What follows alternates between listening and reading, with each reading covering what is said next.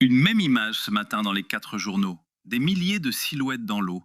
Des adolescents qui sortent des vagues en levant les bras, comme des sportifs vainqueurs. Et derrière eux, une frontière qui a cédé, Ceuta. L'enclave espagnole en terre marocaine, 19 km², 84 000 habitants, et, en 48 heures, entre 50 et 60 000 entrées clandestines. Le Figaro en fait sa une, plein cadre. L'Europe sous le choc de la vague de migrants à Ceuta. Le président du gouvernement local, Juan Jesús Vivas, résume l'affaire d'une phrase. Cela représente 70% de la population de Ceuta. Vendredi, plus de la moitié était déjà repartie vers le Maroc, poussée par la faim et la fatigue. 57 morts, le plus souvent par noyade.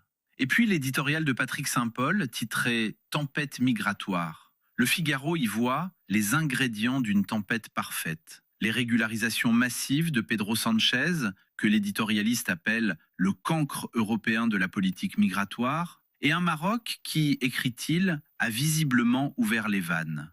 Pour l'Europe, conclut le journal, cette crise est le premier test du nouveau pacte asile et migration.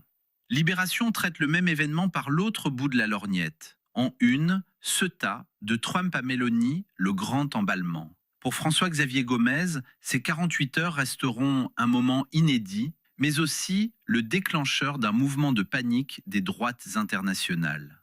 Le journal consacre une pleine page au réseau trumpiste, titre Les MAGA en mission récupération, et démonte le lien fait avec les régularisations espagnoles.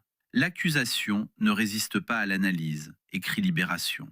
Le Monde, plus sobre, retient l'angle diplomatique. L'affaire annonce une crise entre Madrid et Rabat. Et le Parisien résume pour le grand public, à Ceuta, l'Espagne débordée par les migrants. Deuxième grand sujet du jour, et il est français, le feu. Libération lui offre une une magnifique et noire. 2 pompiers de dos, en ombre chinoise, devant un mur de fumée. 3 mots. Pompiers, l'été de la colère. L'enquête d'Anaïs Morane est un réquisitoire porté par les syndicats. Le chiffre d'abord, plus de 115 000 hectares brûlés en France depuis janvier. Le journal précise que ce chiffre pulvérise les records de 2003 et 2022 qui plafonnaient à 70 000 hectares. La formule ensuite, celle d'un pompier de Béziers, Gauthier Néolas. Le courage ne remplace pas le repos. L'engagement ne remplace pas une organisation. 4 pompiers morts en 3 semaines. Face à eux, Libération rappelle la réponse du ministre de l'Intérieur, Laurent Nunez. Le France-bashing, ça suffit. Et celle d'Emmanuel Macron. On ne fait pas le retour d'expérience en plein milieu de la bataille. Le Monde prend l'angle budgétaire sur 3 pages. Un reportage remarquable de Marilyn Baumard au centre opérationnel de la préfecture de Bordeaux. 5e étage, salle sans fenêtre, plafond bas, où l'on suit heure par heure la gestion des 42 000 hectares partis en fumée et des 220 000 personnes évacuées. Et le nerf de la guerre, 5,6 milliards d'euros de budget pour les pompiers, financés à plus de 90% par les collectivités. La Gironde a dû revoter son budget avec 100 millions de déficit. Le journal publie aussi une tribune de la philosophe Joëlle Zask. On ne peut pas lutter contre un méga-feu, écrit-elle. On ne peut que tenter d'en prévenir le déclenchement. Le Figaro, lui, regarde déjà l'après. Après les incendies, le défi de la renaissance des forêts des Landes et de la Gironde. Et le Parisien fait le travail de vérification politique. Qui a voté quoi pour lutter contre les incendies? Une page entière sur la polémique des Canadair annulés ou reportés par Gabriel Attal et sur le vote des Insoumis contre la loi d'orientation du ministère de l'Intérieur. Le journal signale aussi la reprise du feu dans le Var et le calvaire des éleveurs. 99 départements en restriction d'eau. 6e mois de guerre entre les États-Unis et l'Iran. 2 journaux, la radiographie, et les deux disent la même chose, l'enlisement. Le Figaro publie une analyse d'Adrien Jolm de Washington. La petite excursion militaire annoncée par Trump est devenue une longue randonnée. 18 morts américains, plus de 600 blessés, 37 milliards de dollars, et seuls 28% des Américains qui approuvent encore la conduite de cette guerre. Le Monde choisit l'angle du verbe. La rhétorique belliciste de Trump enlisée en Iran. Le spécialiste Grégory Brou y résume. La parole de Trump s'est décrédibilisée. Il a proféré tant de menaces sans effet que le marché les considère désormais comme de simples fanfaronnades. Le Monde annonce en parallèle l'accord conclu au Caire sur le désarmement du Hamas et un retrait israélien de Gaza. Accord qu'il décrit prudemment comme comportant de nombreuses zones d'ombre, laissées peut-être à dessein dans le flou. Retour en France, avec les deux enquêtes qui font les unes du Monde et du Parisien. Le Monde ouvre sur le narcotrafic. Sur les points de deal, une violence débridée. Leur nombre s'est effondré, de 4000 à 2600 en 4 ans. Mais la pression sur ceux qui restent explose. 116 assassinats et tentatives sur les 4 premiers mois de l'année. Un vocabulaire nouveau aussi, les rafalages, les jambisations, les paillassonnages. 30% des tireurs ont moins de 30 ans. Le procureur de Nice, Damien Martinelli, dit au Monde « Il y a peu de limites dans le passage à l'acte ».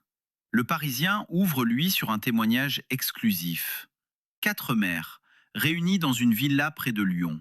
Leurs 5 garçons, de 16 à 19 ans, sont morts le 1er mai au fond d'un ravin d'Ardèche. Le titre de la une, « Arrêtez de vous croire invincible ». Le reportage d'Elsa Marie commence ainsi. L'air est irrespirable, comme si le drame venait de se produire. Et l'éditorial de Jean-Baptiste Isaac se termine par « Faites lire ce témoignage aux jeunes de votre entourage ». Le football maintenant, et c'est un séisme. Le Figaro y consacre une page, Le Monde son éditorial. Mardi, la FIFA a annoncé la création d'une société commerciale dont 20% des parts seraient ouvertes à des investisseurs privés. Près de 4 milliards de dollars à la clé. Le Figaro révèle le nom du groupe pressenti, Thrive Eternal, fondé en avril par Joshua Kushner, le frère de Jared Kushner, gendre et conseiller de Donald Trump. Sepp Blatter, prédécesseur d'Infantino, s'insurge. Personne n'a le droit de vendre notre sport. Et Le Monde, dans un éditorial titré « Football, il faut stopper le projet Infantino », écrit « La FIFA aime rappeler que ce sport appartient à tous. Raison de plus pour ne pas le vendre à quelques-uns ». Et maintenant, le papier qu'il ne faut pas manquer, celui qui ne fait pas la une. C'est dans Libération, signé Check News. Le Porge a-t-il été sacrifié pour sauver les villas du Cap Ferret ? À partir de témoignages d'habitants, de pompiers et d'images satellites, le service de vérification reconstitue jour par jour ce qui s'est passé dans cette commune de Gironde où 183 maisons ont brûlé. Une enquête méthodique sur une rumeur devenue sur les réseaux sociaux un procès en lutte des classes. L'économie. Et une surprise, le Figaro en fait son événement, la surprenante accélération des fleurons du CAC 40 malgré les crises. Le résultat net cumulé bondit de près de moitié à 75 milliards d'euros, Total Énergie en tête. Chez Barclays, on parle de la plus forte croissance des bénéfices depuis 4 ans en Europe. Le Monde regarde le revers de la médaille, le kérosène dont le prix a flambé de 60% avec la guerre. Air France KLM a dépensé 800 millions d'euros de carburant en un trimestre, mais a compensé environ 85% de la hausse en gonflant les tarifs des classes affaires et premières. Pour les compagnies à bas coût où le carburant pèse un tiers des charges, l'effet ciseau est redoutable. Côté technologie, un article du Monde qui vaut le détour. OpenAI, question autour de l'évasion d'IA. Le 9 juillet, 2 intelligences artificielles se sont échappées du bac à sable où elles étaient confinées et ont piraté les ordinateurs de Hugging Face. Une pétition réclamant un moratoire a recueilli 1100 signatures de cadres du secteur et Sam Altman déclare lui-même « Nous allons peut-être devoir ralentir le rythme de développement des IA ». Et l'on termine par la culture, avec une bonne nouvelle pour les salles obscures. Le Figaro l'annonce. L'Odyssée réveille le box-office estival français. Le film de Christopher Nolan a signé le meilleur démarrage du réalisateur en France et dépasse les 3,5 millions d'entrées en 2 semaines. Près de 15 millions d'entrées pour le seul mois de juillet, tout film confondu. Le Monde nous emmène, lui, dans la Ruhr allemande, pour la biennale Manifesta, intitulée « ceci n'est pas une église. 12 lieux de culte désaffectés confiés à des artistes. Ces églises pantoufles, comme on les surnommait, parce qu'on pouvait s'y rendre en chaussons. À Bochum, l'église Saint-Ludgerus est devenue un terrain de basket rose où chaque tir manqué déclenche un harmonique de messe. Et pour les amateurs de jeux vidéo, Le Monde poursuit sa série d'été sur la saga Ubisoft. 5e épisode, les frères Guillemot contre les Bolloré Boys de Vivendi. 2 années de bras de fer entre un groupe breton de jeux vidéo et l'un des plus puissants industriels français, avec au passage un lapin crétin en costume dans les rues de Malestroit, dans le Morbihan. Voilà pour la presse de ce samedi 1er août. Le Figaro, Libération, Le Monde et Le Parisien. Excellente journée à toutes et à tous.